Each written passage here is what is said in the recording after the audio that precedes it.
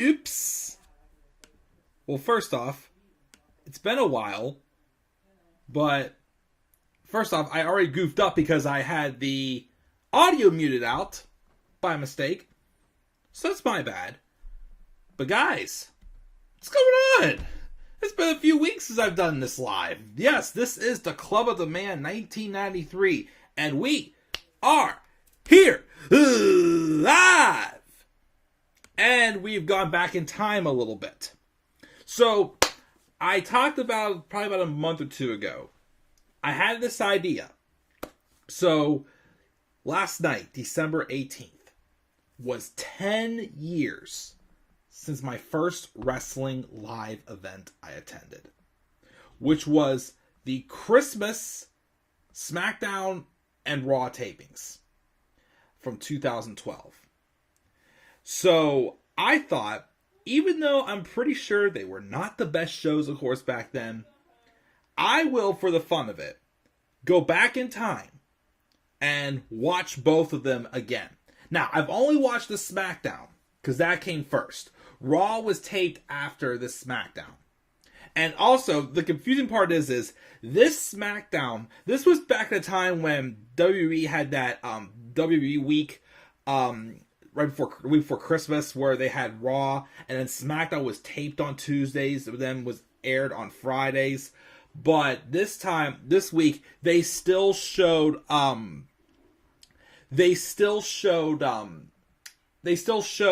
SmackDown live on Tuesday, and they still showed the same episode that Friday also.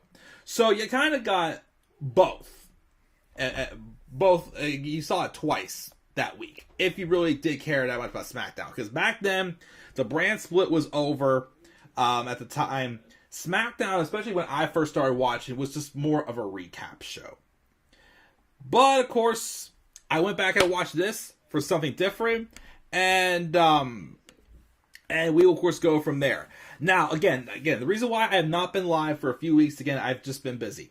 It's been much easier for me just to record than upload it when I have the chance. That way I can still, get it done and whatnot, which has been very beneficial to me. So that's just what I might have to do at times when I'm just, bloated. But I am, of course, I had a lot of baseball topic videos to catch up on. But, of course, now I have a couple wrestling topic videos I want to do, including, of course, these two live streams. There's, I think, 2 or 3 wrestling topic videos I would also want to do as well.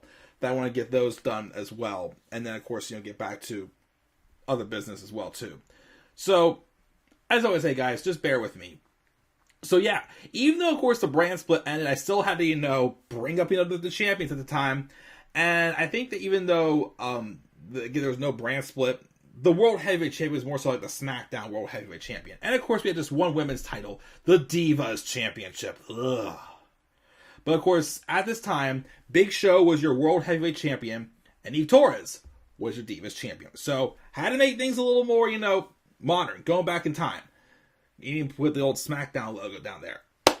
But, yeah, let's roll in and talk about this show, of course, because I still do want to catch Raw tonight. Yeah, I watched this show again on Saturday night, and yeah, boy, again, I had an idea of most of the storylines, but yeah, it just, man, it just, you can tell it was just a crappy time to be a wrestling fan, well, for WWE at least. Super Cena was in full effect. AJ Lee had just turned on John Cena after being all crazy and whatnot, and it was a very, sappy, something that should have been even better than it was.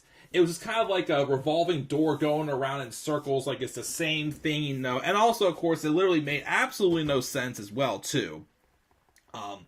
Few other matches with a few other guys that, nobody really cared about, so, yeah, how I still became a wrestling fan after this night. Well, again, as I always say, this was just my first wrestling event I attended. I only went to it because I wanted to chill with some new friends I just made.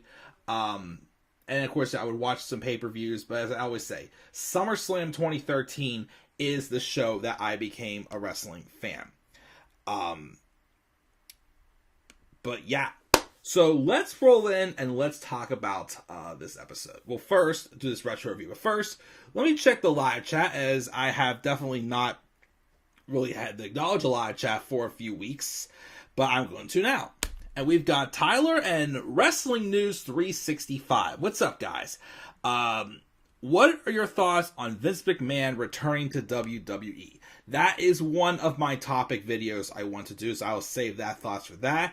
And all I can say right now, he better not come back.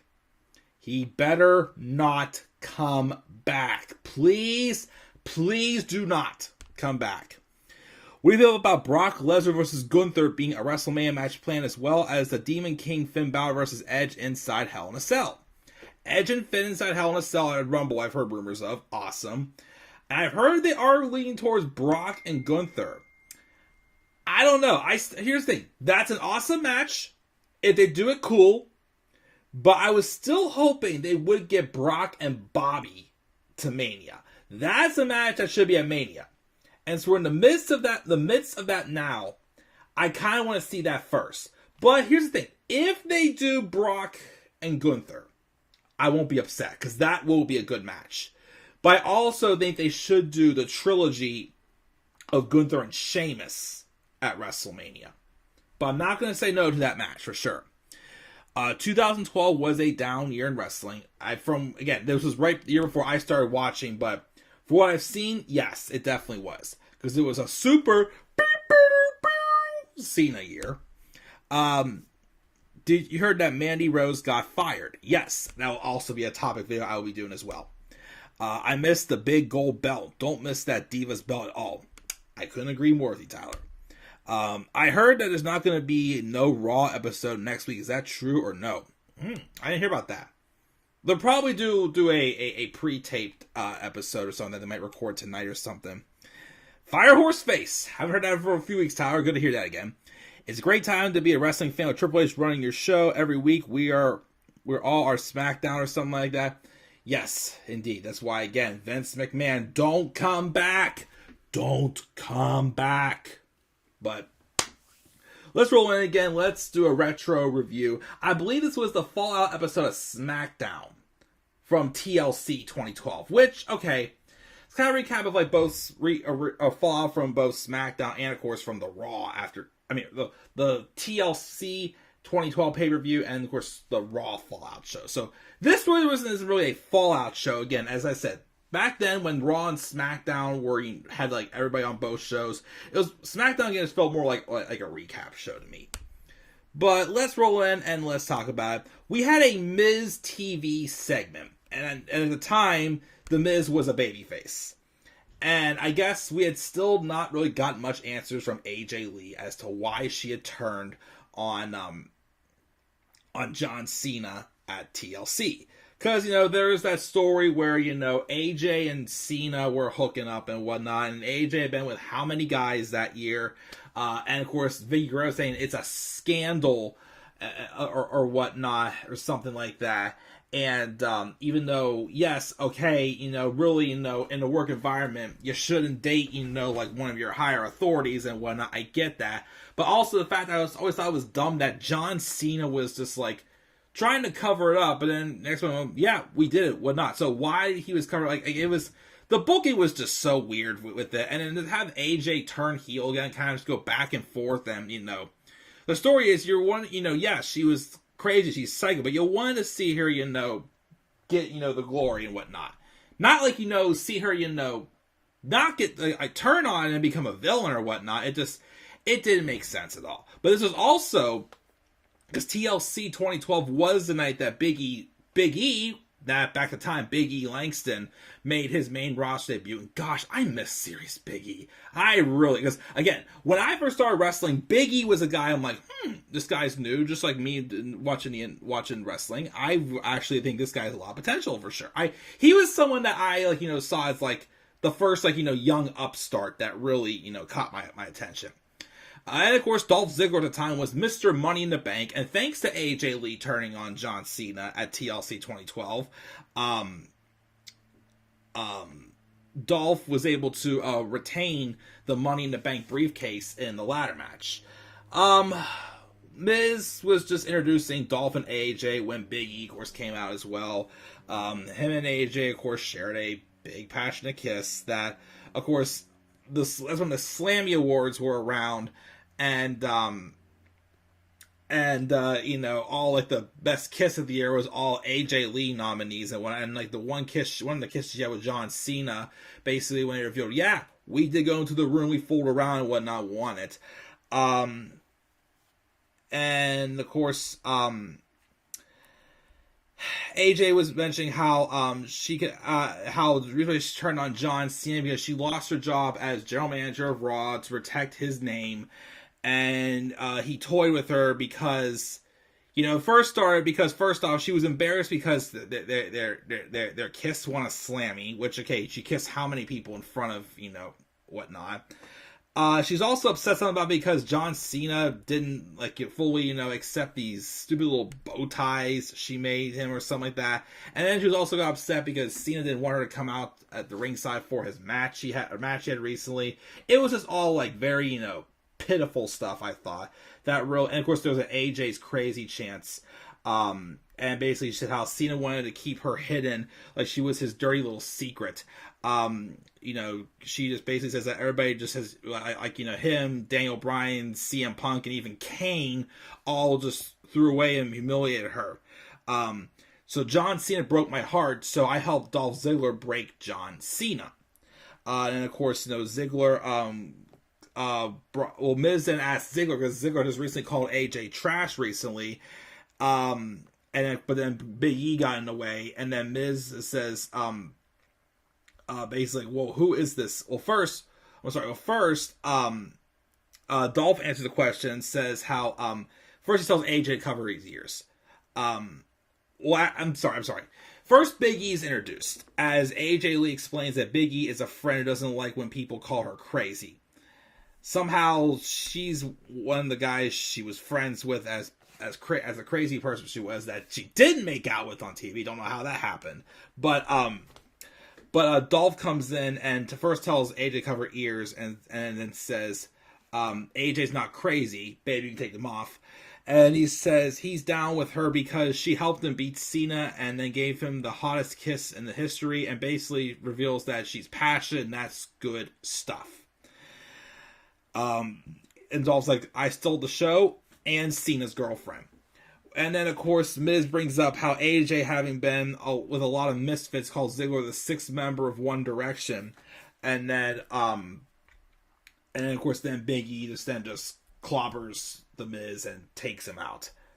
And basically, it just, you know, opens that up. And then later in the show, we're going to be getting a match between John Cena and Sheamus, which, for some reason, when I first started watching wrestling, I always thought John Cena and Sheamus were like best buddies. I don't know why, because they were always teaming up together. That's just what I thought. But they were going to be taking on Dolph Ziggler and the World Heavyweight Champion Big Show, to which Sheamus had just lost to TLC in a chairs match. Well, it's the big chair. So yeah, we also have a backstage segment where we see Teddy Long and Booker T, who I believe Booker was the GM of SmackDown back then. And then Teddy's like, I got a kid who wants an opportunity. And it's Brad Maddox, former Raw general manager. Booker T tells Teddy, says, what are you doing? And then Teddy plays dumb about all the issues Maddox has caused, including when he had screwed over Ryback in the Hell in a Cell match as special guest referee, just recently as well. And then Teddy says he's got talent, he's hungry, he wants a match, he wants to try and earn a contract. And then Booker's like, fine, I'll give you a shot, but you won't know your opponent until you're out in the ring. The first match that we had was Damien Sandow versus Sin Cara, and I guess at times since Sin Cara was just new, Rey Mysterio was kind of like his mentor or something, but Rey's music hit and Rey didn't come out. But yeah, we have Damien Sandow, who of course was with Cody Rhodes at the time as the Team Rhodes Scholars, and he is the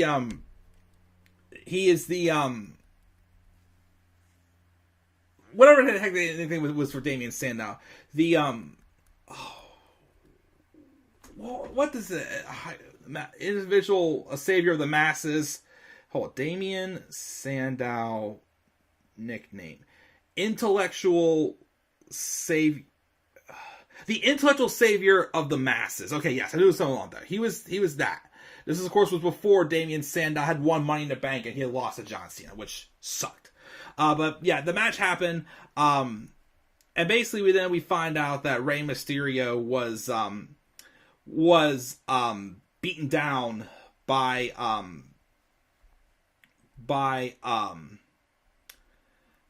the Shield. This is right after the Shield, of course, had debuted.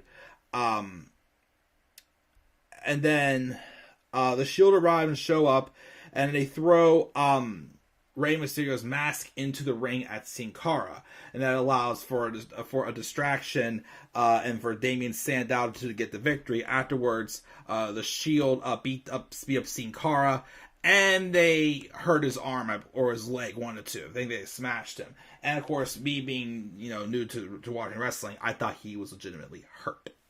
But so we had that there. That was just a way to start booking the Shields. They just like crash everything and just like wreak havoc and leave. Kind of like what Roman Reigns' new catchphrase was when he came back from his absence from the pandemic: wreck everyone and leave. But man, I've seen these old Shield stuff gave me so many memories. But we had that. But then we had another match. Santino Marella and Tensai happen. And Tensai does. Santino gets the win over Lord Tensai. Okay. Michael Cole then tells us that Sin Cara has a serious knee injury, and it must have been hurt at TLC, and they needed a way to write him off TV. And then after that, we had Team Hell No hanging out with Kofi Kingston. They're getting ready for their tag match against Wade Barrett and the Primetime Players. Kofi Kingston, who I swore lost to Wade Barrett at TLC. I swore he lost the Intercontinental title, but I guess he must have lost it later on. But then, of course, Kane was talking to Kofi and putting over how Rey and Sin Cara may never be the same again in their careers. And then, of course, Kofi talks about how he's with them, but he wants to get his hands, though, on Wade Barrett tonight after what all he's done with him. And then Daniel Bryan is just, getting all, psycho and whatnot, and Kane's, Kofi's like, what's wrong? And then Kane's like, he's just mad because he didn't win a Slammy last night. And Bryan's like, about the, spaz and whatnot.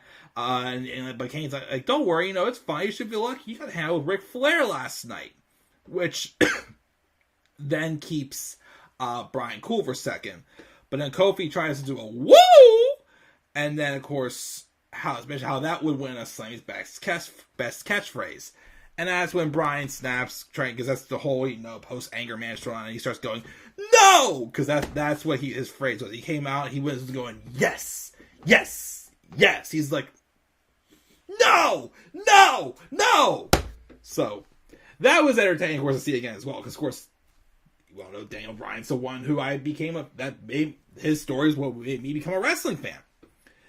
So, of course, Kofi got him fired up. And then we had the tag match. I believe when it first came down, Kofi just got in there and immediately went after Wade Barrett and brawled with him. But the match was, fun, entertaining for what it was. I believe Kane got the pinfall victory when he hit a choke slam on Darren Young. Sheamus and John Cena are backstage joking around. Sheamus is telling John a story, but Cena calms him down and says they need to focus on tonight's match. Cena puts over Big E Langston as quite possibly the strongest guy he's ever been in the ring with, which is true. But Sheamus, though, stops Cena as Cena goes to leave and asks him what deals with AJ. Cena, though, is resistant to say anything at first, but Sheamus convinces him, and we get a full minute of Cena whispering in his ear while Sheamus makes faces in reaction. And when Cena's done, Sheamus acts all serious again, and Cena says he was totally just kidding. Whatever that is, who knows? CM Punk came out. This was when CM Punk was WWE champion, but he had just gotten that knee surgery. This was basically him coming out and saying that, of course,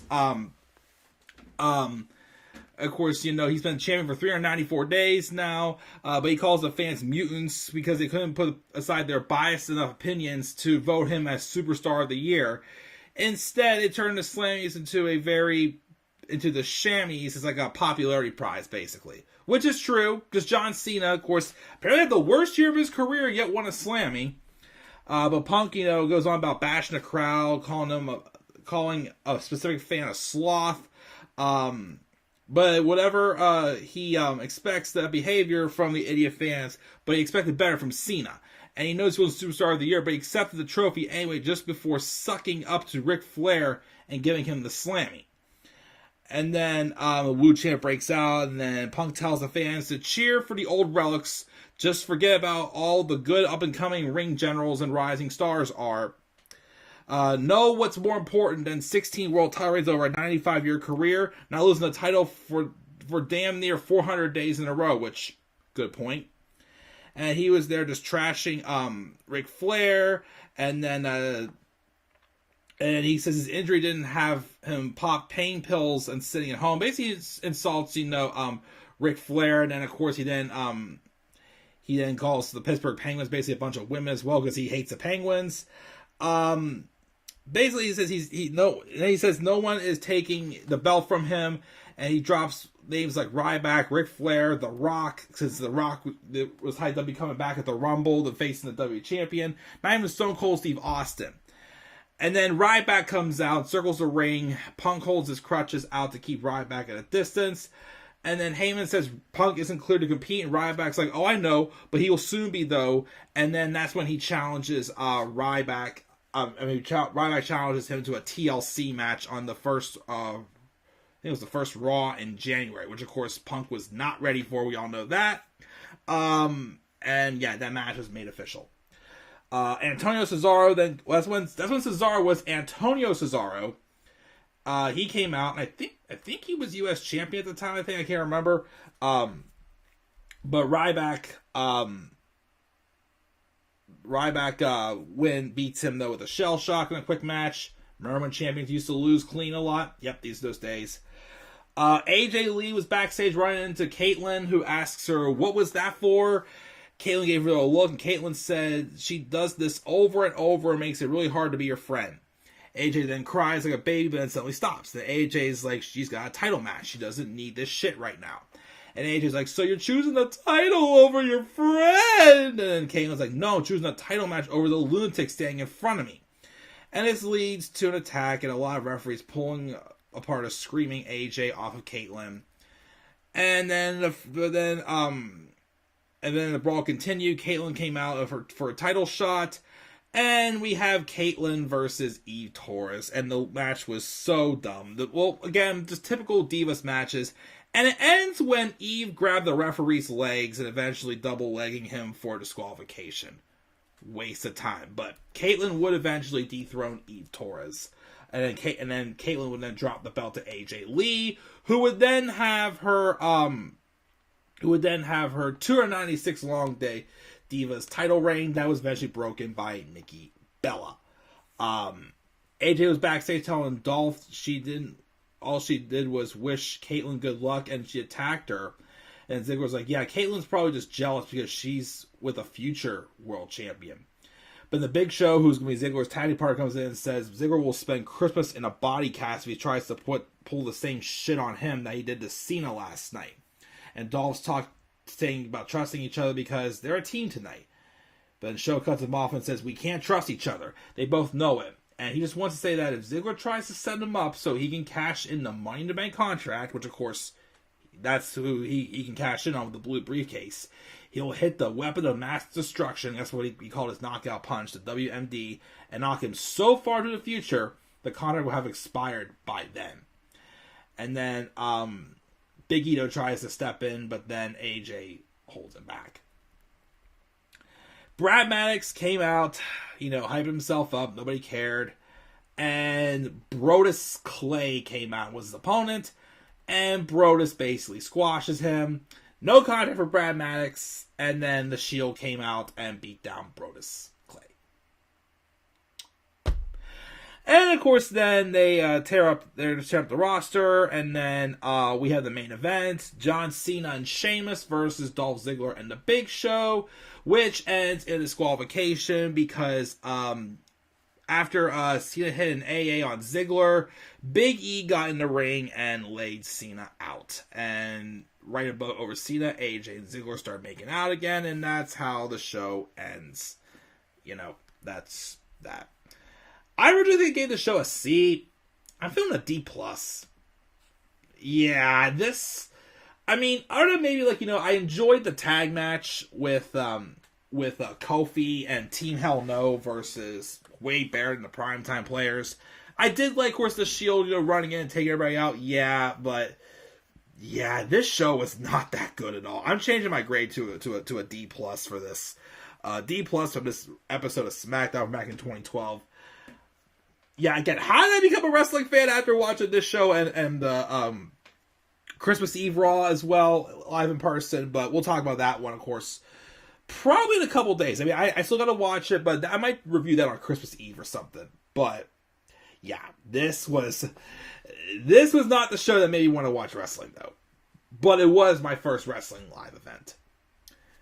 But yeah, again, I will definitely... I got something in my eye, I'm sorry. I will definitely, though, go back and watch the Raw episode that was also taped that night and also review that as well. Again, as a way to celebrate 10 years since I first became a wrestling fan. Well, it's not the first year wrestling fan. Since 10 years since I went to my first wrestling live event. Sorry, I'm trying to rush here. It's 7:56. I want to get downstairs and watch Raw. But yeah, D+ for this retro SmackDown episode. In the live chat, I think we also got, I'd rather have Roman Reigns with the big gold belt if they unify it, bring back the gold belt. Sure.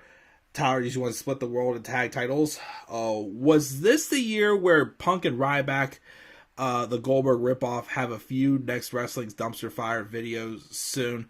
They had a feud in 2012 when Ryback first got rushed to the main event scene, and in 2013 after Punk fought Lesnar at SummerSlam.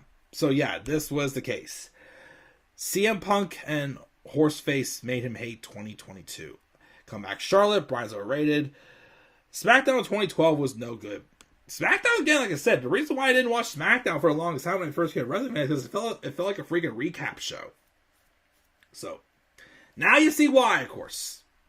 You could not get me back then, especially since the stars were on both shows, and SmackDown was pretty much a recap show, because believe it or not, in 2019, when the wild card rule was in full effect, SmackDown was feeling like that recap show all over again.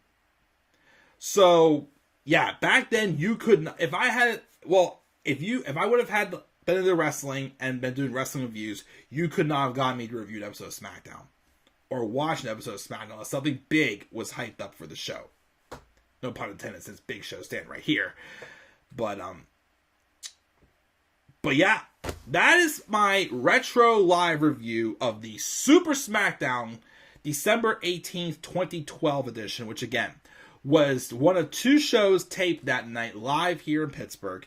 That was my first ever wrestling live event. And I can't believe, again, it's been 10 years since that happened. So again, I'll be back up here live again at some point again to review the Raw that was taped. I gotta watch it again. And of course, also, I will try again to, get back to reviewing Raw, AEW, and SmackDown in the present date live again this week. Again, it's just been busy, but, honestly, if I had to just do uploads to get caught up, that's what I'm going to have to do. And it worked out pretty well, because those uploads got a little more viewers than I usually get. So, I'll take it. But yeah, Tyler, Wrestling News 365. Anybody else who popped in to see me, thank you guys again for stopping by. I missed you guys. But we'll hopefully, again, be doing this live stuff a little more often coming up. But again, it may get crazy, because again, a lot is about to happen for me in life. Positives, though, don't worry. That does it, guys. I'm checking out. Again, I'm going to give this SmackDown a D+. What were your thoughts on this old episode of SmackDown from December 18th, 2012? Make sure to leave your thoughts down in the comment section below. Be sure as always to slap a like on the video, subscribe for more content on my channel, and follow me on Twitter at the Club of the Man 93. And also, please make sure to shout for Meatball Sub, and follow me on TikTok at the Club of the Man 1993. I will also have a video too where I do kind of give an update on what I'm going to do with the whole revamping, getting some, updates to the channel as well. I'll talk about that soon. Basically, I might have to put those plans on hold, but I'll talk about that soon as well. So guys, that does it. I'm checking out. I'll catch you all later. Have a great rest of your night and enjoy Raw, which is starting now. Peace out, everybody.